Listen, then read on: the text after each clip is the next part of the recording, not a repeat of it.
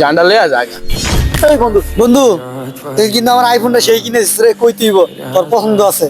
তুই বেটা বন্ধু মানুষ, তোরা যদি আমি না কিনে দিই তাহলে ও আয় সামনে দে। চল এই বেটা খারা। হ্যাঁ ভাই বলেন। কিরে বাড়ি কই তোর? ভাই আমগো বাড়ি তো দূরে ভাই, ওই যে আমার বন্ধু আইফোন কিনছে, আরে ভাইরা কিনা দিতে আইছিলাম ভাই, বুঝছেন? পয়লা দি। ভাই মোবাইল চানকে কি কর, এমনি কর মোবাইল কিন না। এ বেটা মোবাইল একবার দিতে পারছিস না, মোবাইল দেই।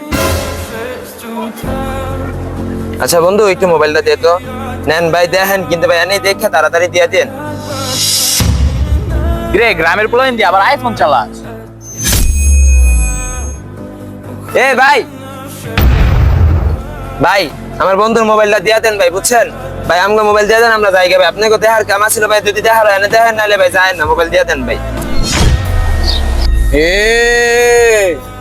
জান্ডা লইয়া যাক।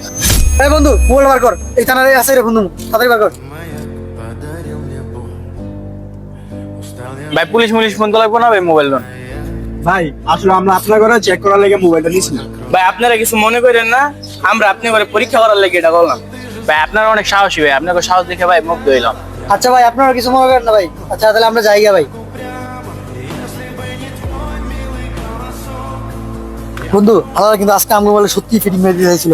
আরে বন্ধু হালারা কিন্তু আসলেই ফিটিং দিতে চাইছিল, কিন্তু আমগো বুদ্ধির জোরে আমরা বাঁচিয়ে হালারা গেছি। হ্যাঁ ভয় পাইছে, মনে করছে আমগো পুলিশ পরিচিত, বুঝছো?